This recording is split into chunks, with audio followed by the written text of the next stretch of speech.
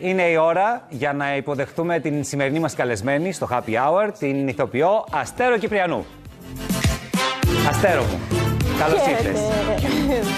Τι κάνεις? Καλά. Παρακαλώ. Κάθομαι. Κάθεσαι εκεί, ναι.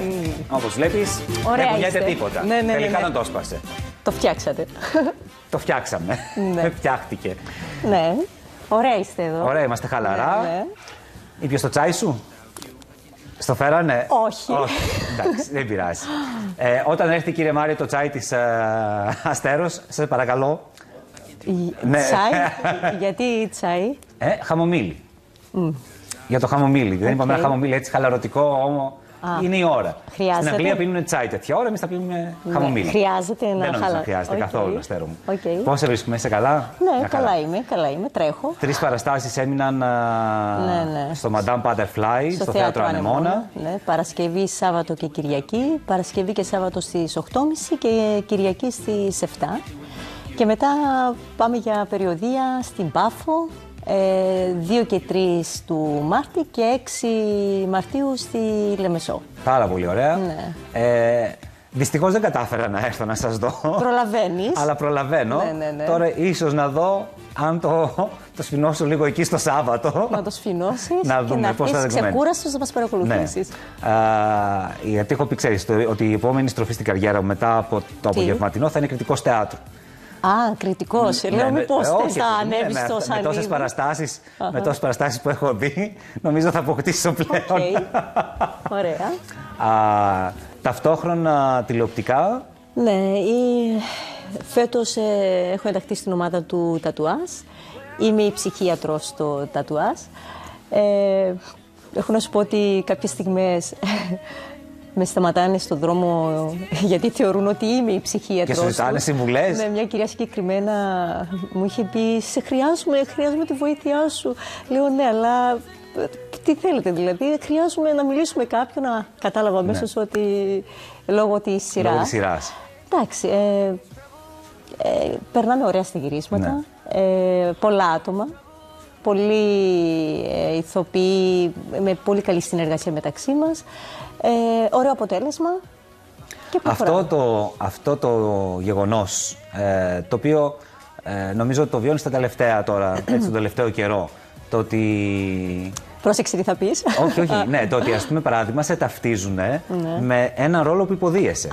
Αυτό, ναι. Δηλαδή το λέγαμε, ας πούμε, το λέμε και με άλλους ηθοποιούς που έρχονται εδώ, το λέγαμε με τον Λουί που όλοι όταν θα το δουν κάπου έξω μπορεί να του ζητήσουν να πει ένα ανέκδοτο, να πει ένα αστείο, γιατί επειδή κάνει αυτό το πράγμα στην εκπομπή. Αλλά και βλέπεις και εσύ τώρα ότι αρχίζουν και σε αναγνωρίζουν και σε ταυτίζουν με τον ρόλο με τον οποίο υποδίεσαι. Και μάλιστα βλέπεις ότι πορώνονται κάποιοι. Ναι. Τώρα δεν μπορούν να συνειδητοποιήσουν ότι άλλο το θέατρο. Εντάξει, όμως νιώθεις τον κόσμο κοντά σου. Εντάξει. Υποδιόμενη το ρόλο της ψυχιάτρου, θεωρείς ότι χρειαζόμαστε έτσι μια ψυχανάλυση να την κάνουμε πού και πού? Όχι συνέχεια, αλλά πού και πού.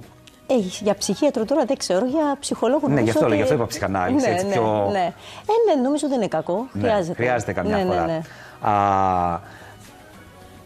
Τι θα μπορούσες να άλλαζες από όλα όσα έκανες ως σήμερα αν είχες τη δυνατότητα?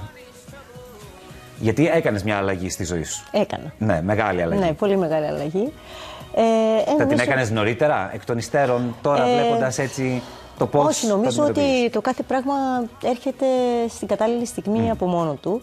Παρόλο που, εντάξει, είχα αυτή την ανυπομονησία πότε θα πάρω κάποιες αποφάσεις και με άγχος πολλές φορές γιατί δεν καταλήγω το να είμαι πιο τολμηρή σε κάποιες αποφάσεις μου, αλλά τελικά νομίζω ότι μόνο ο χρόνος και ίσως ο Θεός ξέρει πότε πρέπει να έρθει το κάθε τι στην ώρα του. Και νομίζω ότι ήρθε η κατάλληλη στιγμή. Τώρα αυτό που μου λες όμως, έρχεται σε λίγο έτσι για τον εαυτό σου, δηλαδή το πότε να πάρω κάποιες αποφάσεις, δηλαδή βγάζει μια αναποφασιστικότητα από τη δική σου την πλευρά μεν, αλλά την άλλη Όταν ήταν ο Λούις εδώ και μιλούσαμε, έλεγε ότι είσαι εσύ αυτή που είσαι η φωνή της λογικής και... Κοίτα, πάντα για τους άλλους. Για τους άλλους, αυτό θα σου έλεγα τώρα. Όλοι μας, για οποιοδήποτε άλλο, εκτός από τον εαυτό μας, είμαστε πιο σίγουροι και πιο λογικοί στις σκέψεις και στις πράξεις του τι θα κάνουμε. Για τον εαυτό μας, ίσως να φοβόμαστε.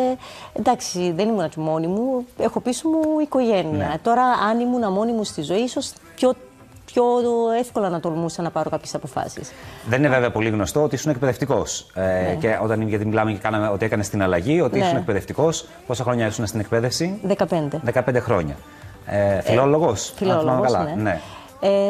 Και εντάξει, φέτος άφησα τα σχολεία, βρίσκομαι αποκλειστικά στο θέατρο και στην τηλεόραση. Είναι ένας χώρος που πάντα ήθελα να είμαι. Σπούδασα παράλληλα μαζί. Μάλλον τελειώνοντας το πρώτο μου πτυχίο Ιστορία Αρχαιολογία, μετά σπούδασα θέατρο. Είναι μεγάλη αγάπη το θέατρο. Και... δεν είναι κάτι το οποίο είχες αποφάσεις, ας πούμε, ξαφνικά τα τελευταία χρόνια. Το είχες σπουδάσει από παλιά, απλά το άφησες εκεί. Όχι, βασικά δεν το είχα αφήσει ποτέ, γιατί παράλληλα πάντα δεν υπήρχε στιγμή που δεν είχα ασχοληθεί με το θέατρο. Νομίζω οι μοναδικές στιγμές ήταν όταν ήμουν έγκυος. Μάλιστα, μόνο τότε. Και αυτό ήταν γιατί ήμουν στο κρεβάτι όλους τους μήνες. Ξέρεις, ο Λούις λυπήθηκε πάρα πολύ που ήμουν στο κρεβάτι. Γιατί... Μπορείς να καταλάβεις τι έκανε. Ναι. Και μάλιστα είχα πόσο και κάπου 2 μήνες στο νοσοκομείο κατά τη διάρκεια της εγκυμοσύνης μου και ήταν ο Λούις μόνος στο σπίτι. Έμαθε να τα κάνει όλα, θέλοντας και εμείς στο τέλος της ημέρας, έτσι δεν είναι? Σου πω μόνο ότι είχα κάποια έτσι λουλούδια σε γλάστρες και τέτοια και όταν του είπα ότι Λούι, ξέρεις, υπέγραψα, φεύγω από το νοσοκομείο, θα έρθω στο σπίτι λίγο πριν γεννήσω, τρόμαξε γιατί είχα ξεραθεί όλα. Είχα ξεραθεί όλα τα φυτά, δεν τα είχε ποτίσει. Παιδί μου γενικότερα είχε γίνει, φαντάζομαι, το σπίτι, εντάξει, και έτρεξε αμέσως να βρει, να φτιάξει το χώρο, τα πάντα. Εντάξει. Είναι, εντάξει, καμιά φορά. Φαντάζομαι, ξέρεις, από φαγητά, τα delivery πηγαίνουν ερχόντουσαν συνέχεια, εντάξει. Μια που πας στα φαγητά, ποιο είναι το αγαπημένο σου φαγητό? Έτσι θα πηγαίνουμε πάνω κάτω τώρα στην κουβέντα, δεν έχω αγαπημένο. Δεν έχεις αγαπημένο φαγητό? Τώρα πλέον είμαι πιο θετική και γενικότερα δοκιμάζω φαγητά, εντάξει. Ωστόσο, προσπαθείς να βάλεις σε έναν άλλο δρόμο το Λούι. Γιατί λες τώρα για τα delivery κλπ. Και το βλέπω πολλές φορές που στα stories του βάζει κλπ. Ότι προσπαθείς λίγο να τον βάλεις σε έναν άλλο δρόμο. Αλλά δεν τον ακολουθεί. Ναι, δεν διορθώνει την κατάσταση. Κοίταξε, στο σπίτι τα τελευταία 7 χρόνια αγοράζω βασικά βιολογικά προϊόντα.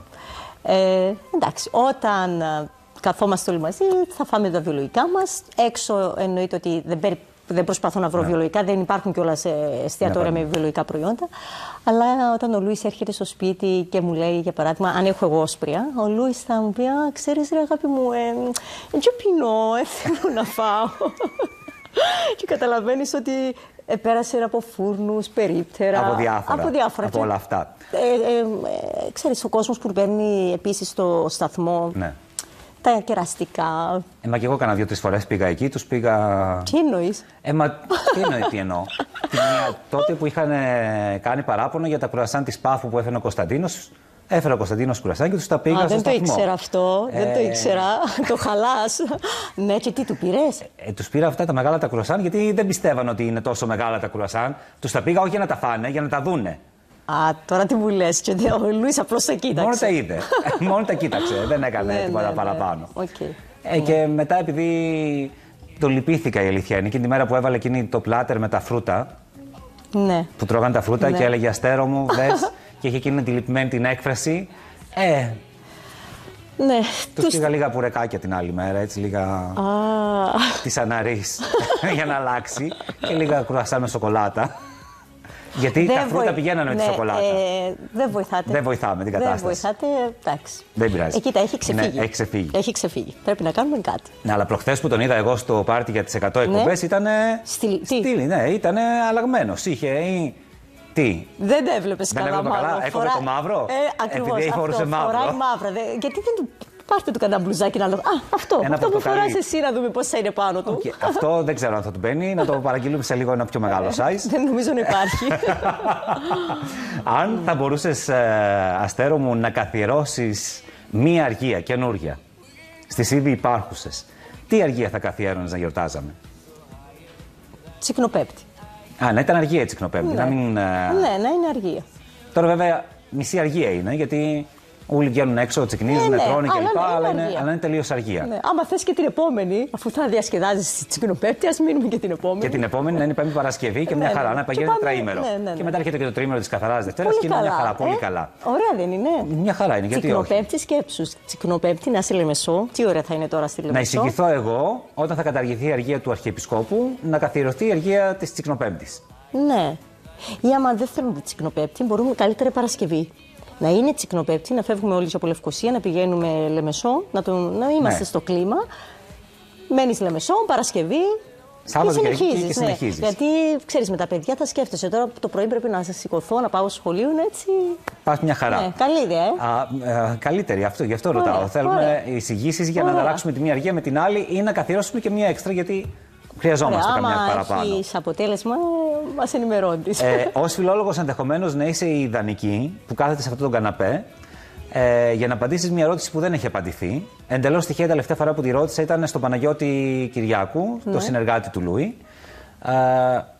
Η απορία είναι η εξής. Λέμε 21, 22, 31, 32, 41, 42. Γιατί δεν λέμε για 11, 12 και λέμε 11, 12. Αλλά μετά λέμε 13, 14. 11, 12. Ναι, λέμε 9. Ναι, κατάλαβα. Ναι. Ενώ λέμε 21, 31, 41, 51, 61. Γιατί δεν λέμε και 11 και λέμε 11.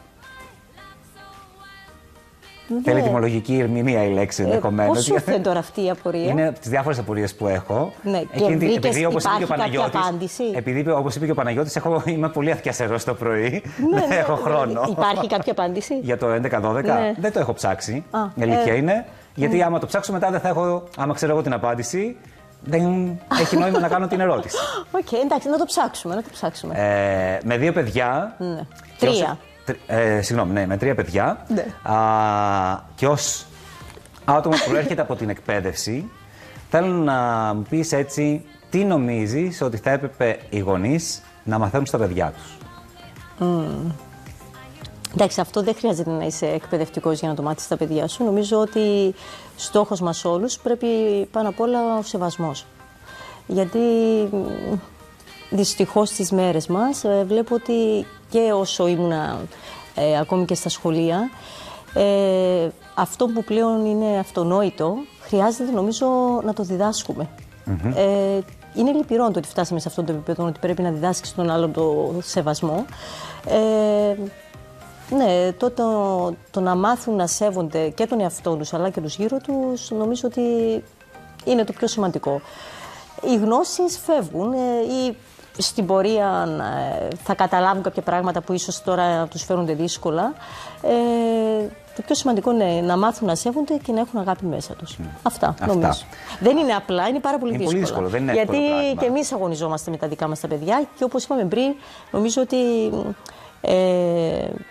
για τα δικά σου τα παιδιά είναι πιο δύσκολο να εφαρμόσεις αυτά που λες, ενώ για τα παιδιά γύρω, βλέπω εγώ με τους μαθητές μου, η σχέση μου ήταν καταπληκτική. Δηλαδή ήξερα ότι μπορούν να μ' ακούσουν, με σέβονταν, με αγαπούσαν.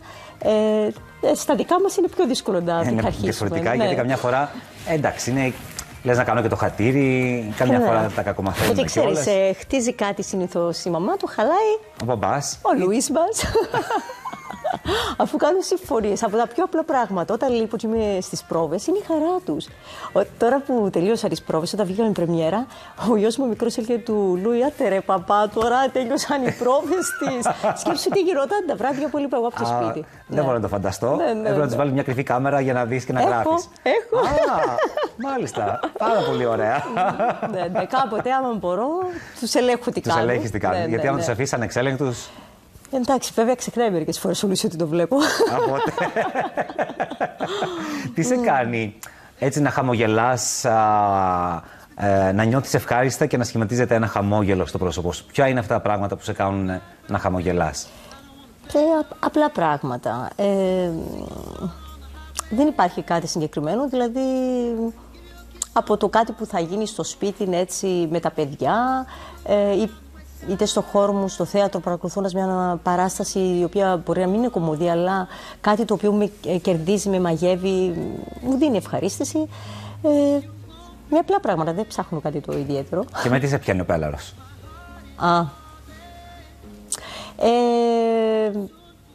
Εκεί, πώς το είπες, πέλαρος? Πέλαρος, ναι, κυπριακά. Μ' αρέσει.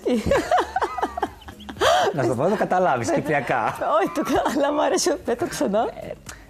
Τώρα με τι σε πιάνει ο πέλαρος. Είναι το λου, όμως είναι το θεσσαλονικιώτικο λίγο, αυτό το βαρύ. Ναι, εντάξει, κοίταξε, ο πέλαρος, όπως το είπες,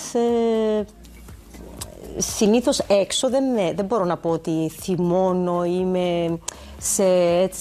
με νεύρα. Πιο πολύ στο σπίτι μπορεί να υπάρχει αυτή η ένταση με τα παιδιά, με πράγματα που λες το Λουί Γκάντο και θα το κάνει, περιμένεις, το πιο απλό πράγμα δηλαδή. Αλλά δεν υπάρχει κάτι συγκεκριμένο. Ναι. Έξω είναι χαλαρά. Μέσα είναι η ένταση. Πάλι είναι λογικό. Είναι της καθημερινότητας, βεβαίως, έτσι, αυτά τα μικρά πράγματα. Ναι. Αν θα μπορούσες να αλλάξεις με κάποιον θέση για μία μέρα, είτε για να δεις εσύ πώς είναι το να είσαι στα δικά του παπούτσια, είτε για να δει αυτός πώς είναι το να είναι στα δικά σου παπούτσια, με ποιον θα άλλαζες? Αυτά που γίνονται συνήθως που βλέπουμε στις ταινίες. Με ποιο θα άλλαζα? Είτε για να δεις εσύ πώς είναι η δική του ζωή, είτε για να δει. Όχι ταυτόχρονα. Ναι. Δεν μπορούσε να είναι και ξεχωριστά. Ναι. Πού θα ήθελα τώρα να είμαι? Δεν μπορώ να σκεφτώ κάτι. Δεν μπορείς να σκεφτείς κάποιον. Ναι. Άστο, μετά μπορεί να μου έρθει κάτι. Μετά. Ναι. Τι σου αρέσει και τι δεν σου αρέσει στις μεγάλες κυπριακές οικογενειακές συγκεντρώσεις? Μου αρέσουν οι κυπριακές συγκεντρώσεις, ειδικά. Εντάξει, εμείς είμαστε με πολύ μεγάλη οικογένεια. Ναι, ξέρω ότι είστε μεγάλη οικογένεια. Ναι, είμαστε 9 αδέλφια. Είναι πάρα πολύ ωραίο όταν συναντηθούμε όλοι μαζί, γιατί δεν είμαστε. Έχω τις αδερφές μου μένουν στο εξωτερικό. Νομίζω ότι είναι πολύ έτσι, ζεστό το κλίμα. Είναι ωραία γιατί η δικιά μας οικογένεια. Πλέον υπάρχουν πολλά γεννητούρια. Μεγαλώνουν τα μικρά. Βλέπεις την εξέλιξη του ανθρώπου. Εντάξει, είναι ωραία γιατί υπάρχουν τα γλέντια, οι χοροί, οι διασκεδάσεις. Και είναι αυτό που μας ενώνει, που μας φέρνει κοντά. Δεν μπορώ να φανταστώ τον εαυτό μου σε μικρή οικογένεια. Και ο Λούις πλέον έχει μάθει να ζει με αυτό. Ναι. Εντάξει, είναι ωραίο. Υπάρχει κάτι που δεν σου αρέσει στις μεγάλες οικογενειακές συγκεντρώσεις? Κοίταξε, όλοι έχουν άποψη. Ναι, αυτό. Και σκέψου τώρα στην Κύπρο. Ο καθένας έχει να πει κάτι, ναι. Εγώ στο ρωτάω, γιατί εγώ έχω και εγώ άποψη για ορισμένα από αυτά, γιατί πολλές φορές έχω βρεθεί ως καλεσμένος σε μεγάλα τέτοια τραπέζια κυπριακά. Το οποίο είναι, για κάποιον ξένο, είναι καμιά φορά. Την πρώτη φορά είναι πολιτισμικό σοκ. Μετά το αρχίζει και το συνηθίζει. Όντως. Κάποιες στιγμές, μάλιστα στο σπίτι της αδερφής μου το Πάσχα, πολλές φορές έρχονται και κόσμος άλλος. Ο αδερφός μου μπορεί να φέρει και άλλους φίλους του. Δηλαδή, ο ένας φέρνουμε τις παρέστησικές μας. Ακόμη μεγαλώνει περισσότερο το γλέντι με το τραπέζι εκεί. Εντάξει, ίσως επειδή όλοι κάποιος κάτι έχει να πει, αλλά και πάλι επειδή είναι ωραίες οι στιγμές αυτές και δεν γίνονται και συχνά πλέον. Δηλαδή, περιμένουμε νομίζω τέτοιες μεγάλες γιορτές για να μαζευτεί όλο το σο, η οικογένεια στο κάτω-κάτω να συναντηθούμε. Επομένως, εντάξει, νομίζω ότι είναι από τις πιο δυνατές στιγμές και ίσως στην πορεία των χρόνων αυτά να μην υπάρχουν. Μάλιστα. Ναι, όσο αλλάζουν τα χρόνια και όσο περνάνε κάποια πράγματα. Πώς είναι, εμείς τώρα μια μικρή οικογένεια 4 άτομα. Δηλαδή, όσο περνάει ο καιρός, δεν νομίζω να υπάρχουν αυτά τα τραπέζια τα μεγάλα. Τα πλέον. Ποια δουλειά του σπιτιού βαριέσαι να κάνεις? Το μαγείρεμα. Το μαγείρεμα. Πάρα πολύ. Δηλαδή, όσο ακούω τον κόσμο να τρελαίνει, τα μαγειρεύει, εγώ καταναγκαστικό έργο το θεωρώ. Μαγειρεύεις με πρόγραμμα, είναι αυτό δηλαδή του τύπου, ξέρεις. Π.χ. εγώ θυμάμαι ρε παιδί μου που έλεγε πάντα όταν είμαι στο σπίτι στη μάνα μου, πάντα είναι κάθε μέρα. Τι να μαγειρέψω σήμερα? Ναι, υπάρχει. Ή τι να μαγειρέψω αύριο. Ξεκινάει το άγχος από την προηγούμενη μέρα. Ναι, είναι αλήθεια. Από το βράδυ τα σκέφτομαι συνήθως τι πρέπει να κάνω. Εντάξει, δεν μου αρέσει η μαγειρική, το λέω, δεν μου αρέσει. Ο Λούις με κατηγορεί για τη μαγειρική μου. Βέβαια, βελτιώθηκα πάρα πολύ. Γιατί δεν τους αφήνουν να αγοράζουμε από έξω κάθε μέρα. Εντάξει, θα πάρουμε κάτι, αλλά προτιμώ να μαγειρέψω.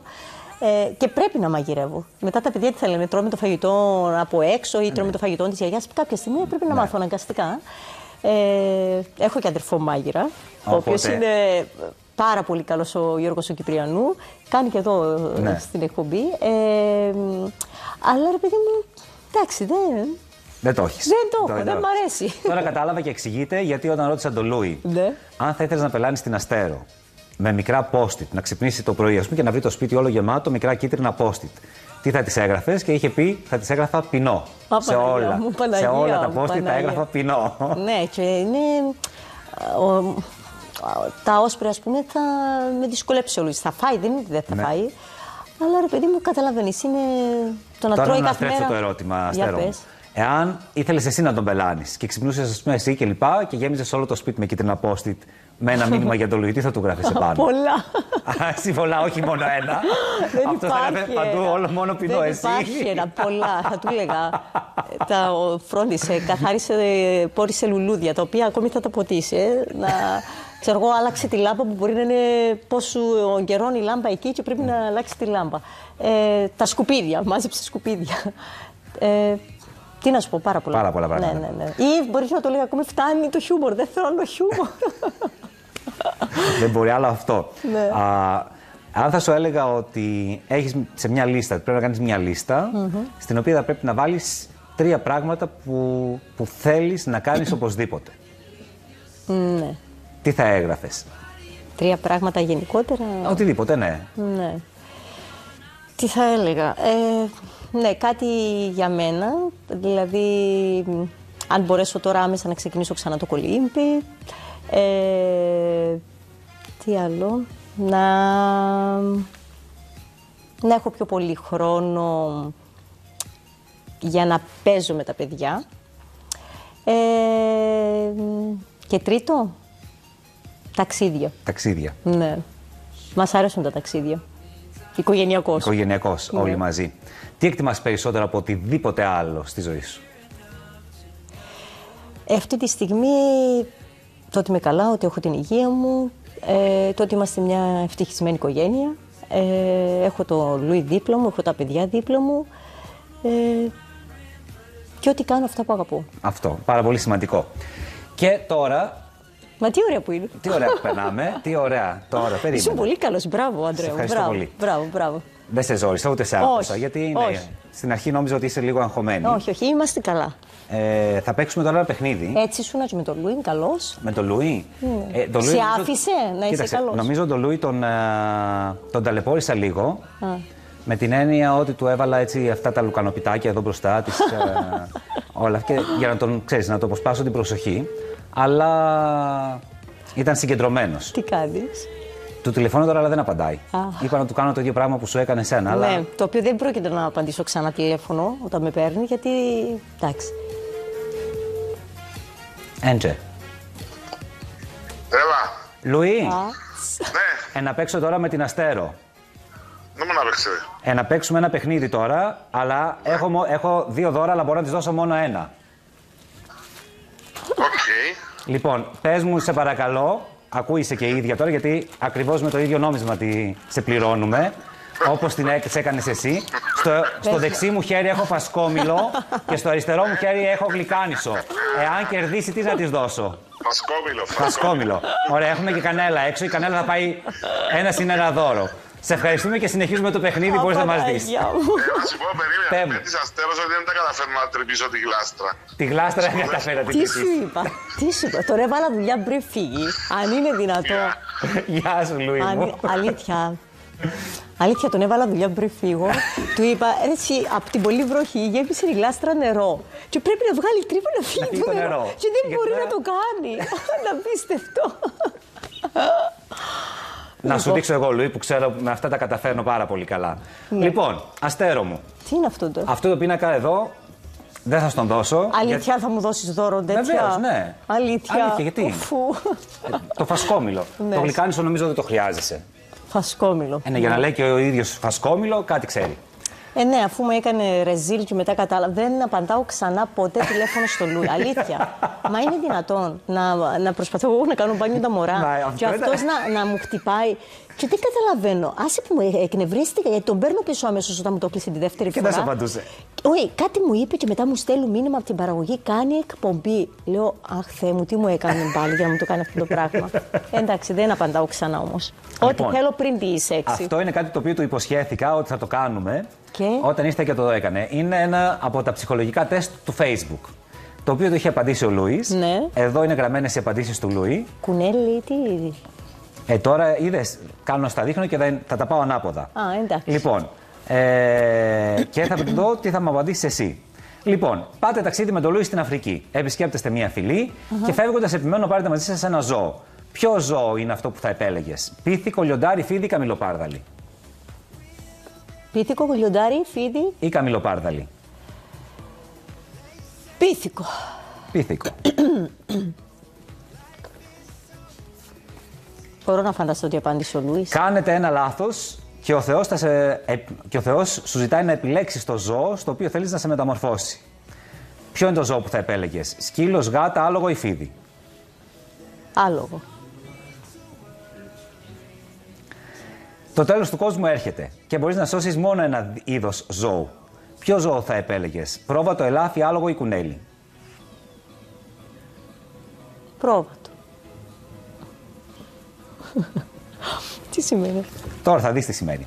Λοιπόν, αν είχες την ικανότητα να εξημερώσεις κάποιο ζώο, ποιο ζώο θα επέλεγες να εξημερώσεις και να το κρατήσεις ως κατοικίδιο? Ένα δεινόσαυρο, μια άσπρη τίγρη, μια πολική αρκούδα ή μια λεοπάρδαλη? Πολική αρκούδα. Πολύ μυστήριος είσαι. Και τελευταία ερώτηση. Αν θα μπορούσες να είσαι ένα ζώο για 5 λεπτά, ποιο ζώο θα ήθελες να είσαι? Λιοντάρι, γάτα, άλογο ή περιστέρι? Περιστέρι. Επιτέλους κουτσίσατε και ένα. Ένα κοινό. Λοιπόν. Ο Λούις Περιστέρι. Ας ξεκινήσουμε λοιπόν από την τελευταία ερώτηση εδώ, όπως βλέπεις. Οκ. Ναι. Μόνο στην τελευταία ερώτηση συμπέσατε. Ναι. Κύριε Δημήτρη Λουκά μου, δείχνω πίνακα, σας παρακαλώ. Εδώ. Φαίνεται? Εντάξει. Οκ. Ωραία. Λοιπόν, ας ξεκινήσουμε από το περιστέρι που βρήκατε κοινό το ίδιο. Έζησαν και τα monitors. Όλα σήμερα συμβαίνουν. Η τελευταία ερώτηση που σου έκανα και όταν θα μπορούσε να είσαι ένα ζώο για 5 λεπτά, ποιο θα ήθελες να είσαι, είναι, αποκαλύπτει, λέει, πώς σκέφτεσαι για τον έρωτα. Είναι η σκέψη περί έρωτος. Ναι. Και το περιστέρι αποκαλύπτει ότι η αγάπη για εσάς είναι το πιο όμορφο και αγνό συναίσθημα. Αν αγαπήσετε πραγματικά, θα είναι για πάντα. Το πετύχαμε. Το πετύχατε και οι δυο μαζί. Ωραία. Στην ερώτηση, αν είχατε την ικανότητα να εξημερώσετε κάποιο ζώο, ποιο ζώο θα επιλέγατε να εξημερώσετε? Ο Λούις απάντησε τη λεοπάρδαλη και εσύ απάντησες πολική αρκούδα. Η πολική αρκούδα λέει, η ερώτηση αυτή αποκαλύπτει τι σκέφτεσαι για το γάμο. Ναι. Επειδή δεν είχες δει την εκπομπή που είχε έρθει ο Λούις, ο Λούις είχε απαντήσει λεοπάρδαλη, δηλαδή ότι δεν ξέρει ακόμα τι είναι αυτό που πραγματικά θέλει, αλλά πολύ βαθιά μέσα του θέλει να παντρευτεί. Ήθελε να μην θέλει να είναι παντρεμένος. Εσύ απάντησες πολική αρκούδα. Εσύ λέει ότι φοβόσουν να το γάμο πριν παντρευτείς, γιατί σκεφτόσουν ότι θα έχανες την ελευθερία σου. Ναι. Η ερώτηση, πάτε ταξίδι στην Αφρική. Επισκέπτεστε μια φυλή και επιμένετε να πάρετε μαζί σας ένα ζώο. Ο Λούις θα έπαιρνε μαζί του ένα λιοντάρι και εσύ θα έπαιρνες μαζί σου έναν πίθηκο. Ο πίθηκος λοιπόν αποκαλύπτει αυτή η ερώτηση τον τρόπο που δείχνετε την αγάπη σας στο έτερο ήμιση. Εσύ λοιπόν με τον πίθηκο δείχνεις την αγάπη σου με δημιουργικό και πρωτότυπο τρόπο και κρατάς πάντα ζωντανό το συναίσθημα. Το λιοντάρι του Λούι έλεγε ότι δείχνει την αγάπη του με απλό τρόπο. Έτσι, απλά πράγματα.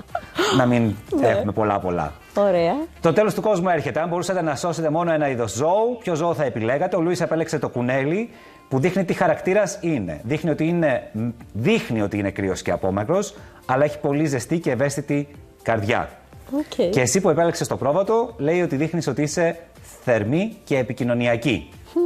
Τα πέτυχα, είδες, δεν το θέλει, θερμή λέει. Δεν θέλει το γλυκάνισο. Και τέλος, έκανες ένα λάθος και ο Θεός επιλέγει εδώ. Ζητάει να επιλέξεις το ζώο που θα ήθελες να σε μεταμορφώσει. Ποιο είναι το ζώο που θα επέλεγες? Αυτό δείχνει την εντύπωση, λέει, που δίνεται στο σύντροφό σας. Ο Λούις είχε επιλέξει το σκύλο. Ο σκύλος δίνει, λέει, την εντύπωση ότι είναι πιστός. Το άλογο δίνει την εντύπωση ότι... Τι? Το αντίθετο.